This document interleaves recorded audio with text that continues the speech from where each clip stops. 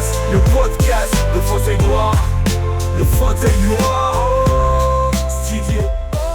Bonjour et bienvenue dans ce nouvel épisode du podcast du Studio OG, le fauteuil noir. Donc un podcast où on parle essentiellement de l'activité de production audiovisuelle. Pour l'occasion, on reçoit notre partenaire et prestataire Marine Pham, avec laquelle on travaille très régulièrement, qui est maquilleuse professionnelle, particulièrement orientée dans l'activité de production audiovisuelle, le cinéma, les youtubeurs et ainsi de suite. Donc Marine, est-ce que tu peux te présenter ? Bonjour. Tu peux me tutoyer. Bonjour, merci déjà de l'invitation. Donc, je suis maquilleuse professionnelle depuis 8 ans, sur 3 et Paris. Et je me suis spécialisée au tout début par la mise en beauté, plus simple. Puis après, par la beauté, le face painting, le face art et puis le FX bien évidemment. Ok. Déjà dans ton parcours, tu as commencé le maquillage à quel âge ? 7-8 ans. Ok. Sur quoi ? Sur des vraies personnes. Des vraies Oui, personnes. Tes parents Oui, mes parents, enfin ma mère principalement, qui justement, elle, se maquillait et elle aimait beaucoup de cosmétiques. Et donc j'étais un peu bercée dans ce milieu beauté, bien-être, voilà, déjà depuis toute petite. Ok, et après au niveau parcours scolaire, comment tu t'es formée, J'ai commencé en esthétique pure. Okay. Et en fait, je me suis aperçue que c'était vraiment que le make-up qui m'intéressait et non les soins de la peau, les soins du corps. C'est vraiment pas pour moi en fait. Okay. Dans cette logique-là, au niveau ce qui te caractérise, c'est que tu es quand même plutôt spécialisé make-up SFX. Enfin, t'en fais beaucoup et t'en fais plutôt bien. À quel moment t'as eu ce basculement de passer de... Enfin, qu'est-ce qui t'a donné envie de faire des make-up SFX plus que du make-up beauté ? Alors, ça faisait déjà un petit bout de temps, mais lors du confinement, en fait, je me suis dit pourquoi pas me former et me diriger vraiment dans cette branche SFX qui me plaisait. J'aime beaucoup, on va dire le gore, l'horreur aussi. C'est vrai que ça me passionne parce que là, au niveau créativité, c'est quand même quelque chose qu'on peut mettre vraiment en avant. Okay. Plus que dans la beauté, peut-être. Ça dépend après des projets. Ouais, ça reste...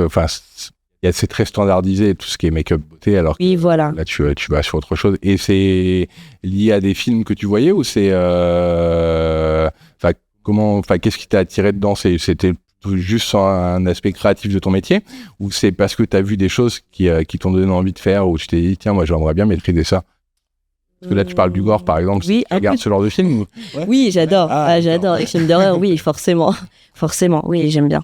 Okay. J'aime bien les films d'horreur, mais pas que. Après, c'est vrai que en SFX, on peut mettre en place des choses réelles, mais aussi de l'imagination. Ouais. Ça peut aller très très loin et là au niveau créativité, top. Parfait. Moi, je trouve que tu es plutôt à l'aise. Alors que tu avais l'air d'être très très mal à l'aise tout à l'heure, mais là jusqu'ici ça va plutôt pas mal. Moi, je trouve aussi effectivement que le make-up, à partir du moment où il sort des clous, permet de vraiment apporter une valeur dans la création audiovisuelle, puisque ça... c'est de la même manière qu'un costume en fait. C'est-à-dire quand quelqu'un se retrouve maquillé avec un maquillage poussé, que ce soit sur des choses d'horreur type des zombies comme on a déjà pu faire, ou des monstres, ça j'en ai jamais fait avec toi, mais enfin en tout cas voilà, j'aimerais bien. Et on transforme vraiment la personne et le comédien se retrouve à proprement parler un personnage, et je trouve que c'est hyper intéressant dans ce contexte, donc c'est carrément bien. Comment tu t'es formée ? Alors je me suis formée dans une école de maquillage. Qui est où ? Qui est à Paris. Ok. Et qui se trouve sur Paris. Et qui est spécialisée dans les make-up SFX ou Pas spécialement. Non, pas spécialement. C'est vrai que le maquillage c'est très très large, donc part du make-up beauté jusqu'au make-up fixe, l'utilisation de certains matériels aussi, et ce qui demande une spécialisation quand même. Et notamment pour qu'il n'y ait pas de problème de peau sur les gens, il ne s'agit pas de leur brûler le visage. Quoi. Non, attention, ce serait dommage. Mais c'est vrai que le SFX, il y a des produits très très... On coupera ça. Il y a des produits quand même qui sont très dangereux. Donc, faut quand même connaître et être un minimum formé pour pouvoir utiliser certains. Ouais, je me rappelle quand on avait tourné ensemble sur un film avec des zombies. J'avais ramené du faux sang qui était low cost et tu m'avais dit de me méfier parce qu'il y avait des risques d'allergie des gens et tout ça. Donc ça, ça fait partie de ton métier de t'assurer de la provenance surtout. Ouais, oui. qu'il n'y ait pas de problème pour les gens sur lesquels on se serait exploité. Donc toi, tu as une valeur là-dessus. Ok. Typiquement, quand tu travailles sur un tournage, c'est quoi ton rôle? Comment tu fonctionnes? Est-ce que tu as la pression? Moi, je sais un peu comment ça marche, mais généralement, quand tu arrives, c'est quoi un peu le rythme de tournage que tu peux avoir? Alors déjà, je fais partie des premiers arrivés, forcément, avec l'équipe technique. Ah oui, forcément. Puis après, le temps de recevoir les comédiens, d'installer son matériel. Et après, ça dépend des projets, parce qu'il y a des projets où ça demande pas non plus quelque chose de très, très poussé.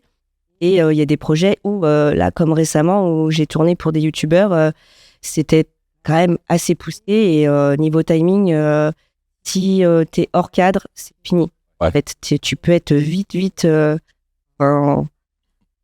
Ouais, ça, c'est un truc qui est caractéristique parce que dans ton rythme de travail, effectivement, tu dois toujours arriver en première. Tu t'installes en même temps que la technique. C'est ça, comme ça. Toujours. Et dès qu'on arrive sur des tournages avec des making-of SFX un minimum poussés, alors là, sur le truc que tu avais fait avec les youtubeurs, je crois que vous étiez plusieurs maquilleuses. Oui. Mais avec moi, tu as toujours été solo. Et tu as une obligation d'avoir fini ton travail avant qu'on commence à tourner. Et c'est absolument pas négociable en fait dans la gestion. Donc tu as clairement une pression du délai puisque dans l'absolu tu as tout ton temps lié à l'installation et l'installation peut être complexe et donc peut prendre du temps. Sur le tournage que tu as fait avec les youtubeurs, tu m'as dit tout à l'heure qu'il y avait un hélicoptère, donc je pense que j'imagine que les moyens devaient être astronomiques. Mais une fois que, soit tu te retrouves sur des phases d'attente, soit tu dois charbonner pour que ça aille le plus vite possible. Et ça va, comment tu gères la pression par rapport à ça? Tu t'en soucies pas? Si, totalement. T'es quand même dans l'obligation de t'en soucier. Mais ce que je veux dire, au fur et à mesure des années, en fait, c'est aussi, tu dois t'adapter. Il n'y a pas que le côté technique des maquilleurs. Il y a aussi l'adaptation. À chaque fois, c'est une nouvelle équipe. Des nouveaux lieux, je pense que toi aussi, quand tu dois t'adapter, si tu ramènes ta caméra, qu'il n'y a pas forcément assez de place, pas le choix de t'adapter. Ouais, ou tout simplement pas de prise de courant. Oui, voilà, c'est tout simple. C'est la première question que je me pose dès que j'arrive quelque part, c'est où est-ce que je me branche. Donc, c'est ça, c'est très bien. Et puis effectivement, on s'adapte à l'environnement, on ne doit pas dégrader l'environnement, on doit pas... chacun doit avoir son rôle, c'est le principe d'une équipe. Et même si c'est vrai que personnellement, moi, je travaille pratiquement qu'avec toi en termes de make-up et les gens avec qui je travaille dans l'audiovisuel, que ce soit avec mes salariés ou avec les prestataires, j'essaye de garder toujours la même équipe parce que ça facilite vraiment les relations. Chacun sait ce qu'il a à faire, et ainsi de suite.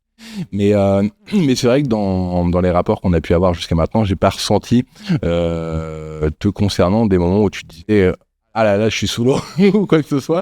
T'as l'air de suivre, même sur des tournages où t'avais quand même une charge de travail très complexe et tu prends bien tu prends bien en charge la notion de la personne elle est au fond dans le cadre, donc le make-up il est moins élaboré, la personne elle est au premier plan, le make-up il est complexe et ça pour moi c'est une gestion du travail qui est hyper importante dans le make-up où tu dois vraiment t'adapter pour que ça rentre dans le timing tout en étant étant optimisé pour les gros plans, les plans larges, ainsi de suite. Ça demande clairement une vraie relation entre ton travail et le travail de réal, quoi. Forcément, c'est ça. Alors quand on se connaît bien, c'est vrai que c'est plus. Carrément. On gagne en temps et en facilité pour tout le monde, en fait. En termes de make-up, sur des make-up strictement beauté, en quoi ton travail, beauté, embellissement, je dirais. Oui, mise en beauté. Mise en beauté. Même si c'est sur du make-up, des choses comme ça. En quoi le travail que tu as amené à faire dans ce genre de contexte diffère de celui que tu pourrais être amené à faire quand tu dois faire un make-up pour une mariée ou des choses comme ça. Enfin, à quoi tu penses, comment tu fonctionnes dans ta logique de maquillage et pour que ce soit adapté à la gestion des plateaux et pas simplement un make-up pour sortir en soirée ou pour être belle sur un événement familial. Principalement, déjà, on va jouer sur le teint. Le teint, c'est un peu du make-up, no make-up. Alors, d'être maquillé sans percevoir qu'on soit maquillé. Ça, c'est toute la subtilité. Vraiment, ça doit être parfait. Particulièrement sur les hommes. Sur les hommes, mais pas que. Même pour les femmes, en fait, on est obligé aussi de faire un make-up, no make-up, en fait. Faire les corrections, matifier le teint, faire le teint, toutes les corrections sans s'en apercevoir. Et c'est vrai que c'est pas le cas quand tu fais. Non, pour le coup, c'est l'inverse quand tu fais des make-up beauté. Après. Là, ça charge. Enfin, tu charges tu charges entre guillemets. Oui, et puis après, ça dépend aussi. Ça dépend après des personnes et ça dépend du projet, ça dépend de beaucoup de choses. Beaucoup de critères entrent en considération. Ok, je lis mes questions parce que moi je suis quelqu'un d'organisé, donc j'ai écrit mes questions hier soir. Si on revient sur quelques projets qu'on a fait ensemble, je voudrais qu'on regarde un petit peu un extrait d'un film qu'on a fait pour Innovesa, qui est clairement un make-up nude, sur lequel on voit ton travail sur l'aspect maquillage neutre. Et je voudrais que tu me dises ce que ça apporte. Et on va revenir sur un extrait d'un film qu'on a fait pour Epic avec des zombies, où là, on est vraiment sur du make-up SFX. Et sur le making-of, où on aperçoit ton travail. Et je voudrais que tu reviennes un peu sur ton expérience par rapport à ces projets. Alors, Innovesa, ça date un petit peu, donc tu vas peut-être pas t'en souvenir, mais quoi qu'il en soit, ça reste une expérience make-up comme une autre. Et sur Mon Epic, comment t'avais vécu ça, sachant que c'était quand même un gros morceau dans ce que tu as pu faire, même si depuis, quand même plus important. Mais il y avait un timing qui était serré. Je me rappelle, on avait fait une grosse journée. Donc, est-ce que, Johan, tu peux envoyer l'extrait de Innovesa d'abord, puis les 2 extraits de Mon Epic?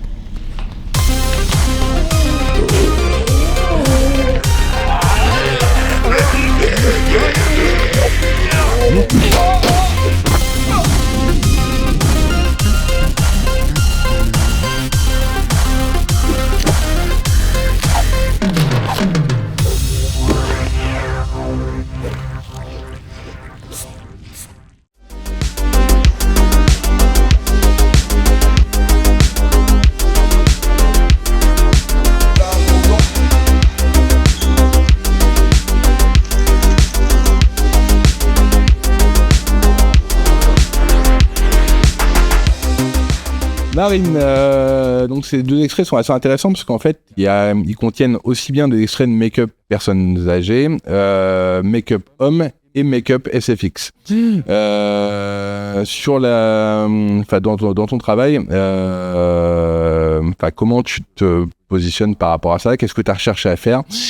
Et qu'est-ce que tu as apporté en plus du travail de la lumière pour qu'on sente l'intérêt sur les make-up nudes, donc sur Pierre et sur et sur la personne du tournage de d'Innovesa. Alors Innovesa, déjà c'est une personne plus âgée, donc il faut pas non plus Florence, c'est ça. Sur Florence pour Innovesa. Donc forcément, il faut apporter la luminosité. la luminosité, mais en même temps, il faut aussi matifier le teint.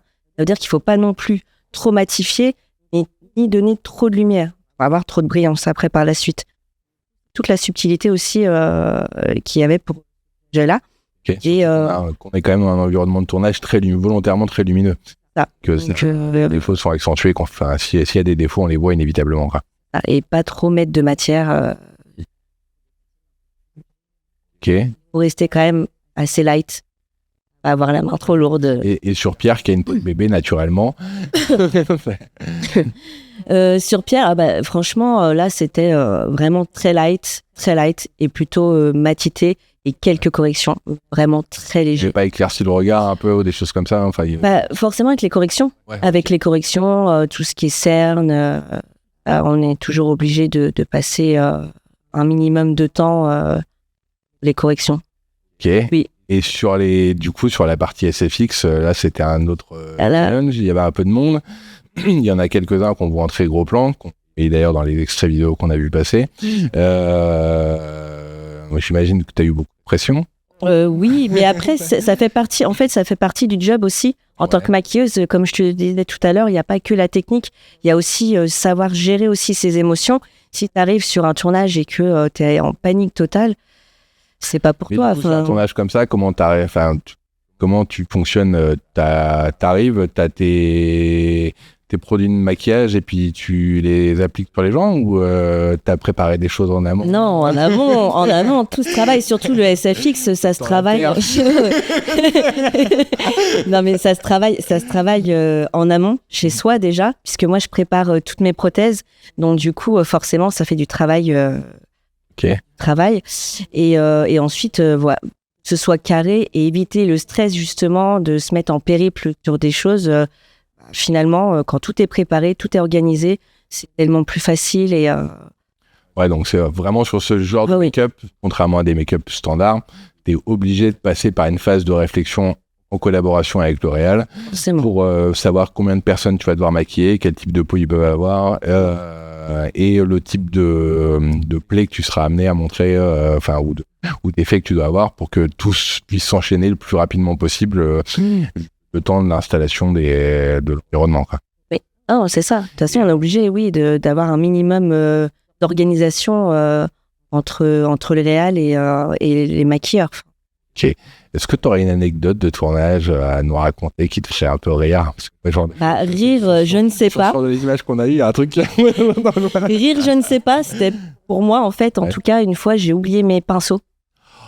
Oui, voilà. Et là, c'était vraiment, fallait vraiment gérer le stress. Ouais. Et finalement, tout est rentré dans l'ordre. J'ai pu quand même récupérer mes pinceaux. Ouais. Mais ça, c'était vraiment le flop total.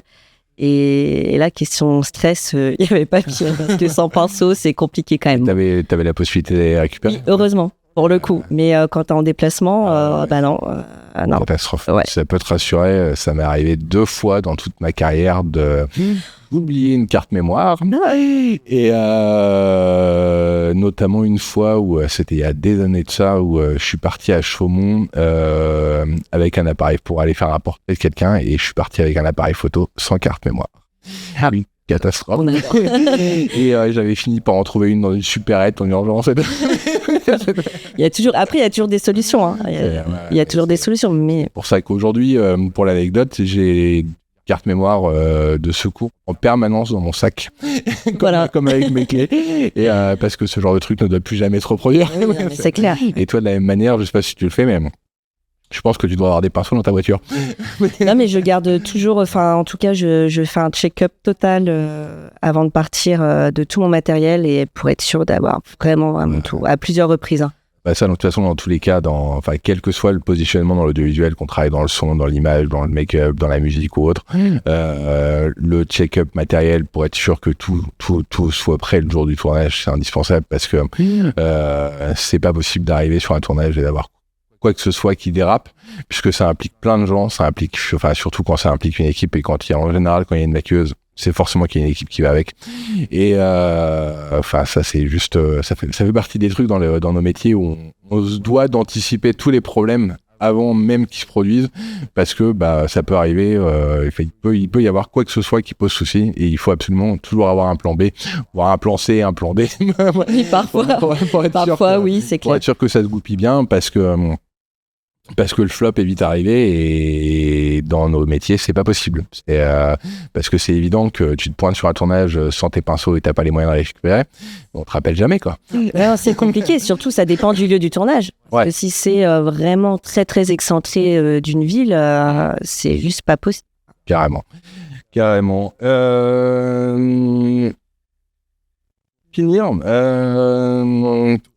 Pour finir, du coup, parce que là, je crois qu'on m'a pas trop entendu dans le micro. Aujourd'hui, parce que là, on a parlé vidéo, mais ton rôle, il va aussi concerner considérablement la photo. Aujourd'hui, c'est quand même devenu de plus en plus simple avec des filtres. Comme les gens appellent ça, moi j'appelle ça des plugins, de corriger les défauts de peau, de refaire un make-up en post-prod, de tout changer sur quelqu'un en quelques clics. C'est particulièrement le cas en photo, ça l'est un petit peu moins en vidéo, enfin c'est plus complexe en vidéo, mais en tout cas ça reste quelque chose qui est faisable, c'est faisable d'aller lisser la peau et tout ça, par des algorithmes de traitement d'IA qui sont de plus en plus efficaces. Est-ce que ça te fait peur dans ton métier? Est-ce que tu as peur qu'à un moment ou à un autre, ton métier n'ait plus vraiment d'utilité sur ce genre d'activité au détriment de plugins? Je pense pas. Parce que déjà, de lisser une peau, c'est pas naturel non plus. Parce que même en maquillant, on a quand même toujours un grain de peau, quand même toujours des imperfections, qui sera quand même visuellement, on peut pas changer. Après, on peut améliorer. Forcément, on travaille post-prod. Ouais. Mais après, ça me fait pas peur parce que, en vérité, la perfection n'existe pas non plus. Donc, du coup, est-ce qu'on s'attend à un maquillage très lisse, entre guillemets, fake? Je pense pas. Je suis entièrement d'accord. Ouais, mais je pense pas. Et moi, j'aime. Non, en fait, les traitements d'IA, même sur une peau maquillée, en l'occurrence, ont quand même un intérêt pour gommer certaines petites imperfections. Mais déjà, c'est du temps de travail en plus.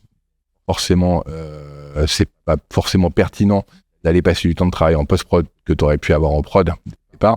Et en plus, si tu vas dans des algorithmes de traitement type filtre, comme on peut avoir sur les réseaux sociaux, ça dénature complètement la personne. Et dans nos métiers, on recherche une certaine perfection dans l'image, et dans l'image réelle, comme tu dis. Et c'est d'ailleurs pour ça que dans nos activités, on va pas tourner avec des téléphones portables. Téléphone portable, une image qui est ultra flatteuse, mais qui est pas belle. Elle est pas belle comme peut être belle une image de caméra, comme peut être belle une image d'appareil photo assez haut de gamme. Et on n'a pas remplacé par des filtres IA la lumière. La lumière, elle est là ou elle est pas là, et ainsi de suite. Et effectivement, je pense que dès qu'on rentre dans des traitements logiciels durs, on perd tout naturel, alors que le maquillage, même quand il est assez élaboré, sauf si vraiment il est dans l'excès, on garde toujours ce côté réel, et je pense qu'il a beaucoup d'intérêt. Et de mon point de vue même, je pense que le make-up, au sens large, tout ce qui est production photo et vidéo, à vocation promotionnelle ou publicitaire, ça devrait faire partie du pacte. Et c'est clairement le parent pauvre, hein. C'est le domaine sur lequel les gens ont du mal à comprendre, mais en fait ça a un tel impact sur le rendu d'un portrait, sur le rendu d'un visage, même sur un make-up nul, que c'est vraiment dommage de s'en priver, parce que quand on fait un tournage ou des photos, avec une super install lumière, une super caméra et ainsi de suite, finalement tout peut être gâché juste par les quelques défauts de teinte, défauts de brillance, qui auraient pu être sauvés simplement avec 3 minutes de maquillage, quoi. C'est ça, c'est clair. C'est toujours une option en fait, malheureusement. C'est une option, mais moi je sais quand sur les projets où je suis susceptible d'avoir besoin d'une maquilleuse, où je suis sûr que je fasse partie du résultat. Je le mets pas en option parce que je sais à quel point la valeur ajoutée est importante, mais c'est vrai que c'est malheureusement trop souvent une option. J'ai jamais vu par exemple un film de promotion touristique valider la présence d'une maquilleuse. Alors que on nous demande de mettre en avant les environnements, les paysages de la meilleure manière possible, donc d'aller chercher de la bonne lumière, le super soleil, le super ciel bleu qu'on n'a pas vu depuis des mois, et peut-être quand la vidéo sera diffusée on le verra. Et à côté de ça, en fait, on cherche un excès de naturel dans la personne en disant bah non, on va pas la maquiller parce que si on la maquille, elle est plus naturelle. Et je trouve que c'est dommage parce qu'en fait, dans un make-up bien fait, la personne elle reste naturelle, sauf qu'elle est juste plus belle en fait. Non mais c'est ce dont je parlais tout à l'heure justement, du make-up no make-up. Donc en fait c'est l'intérêt du maquillage, c'est de paraître pas maquillé en l'étant. C'est la subtilité. Ça. Et c'était le mot de la fin. Merci à Marine de nous avoir accordé une petite demi-heure, je pense, pour nous exposer un peu son métier. C'était un nouvel épisode du podcast du Studio G, le fauteuil noir. Merci à tous et bonne fin de journée. Au revoir. Le podcast, le fauteuil noir, le fauteuil noir.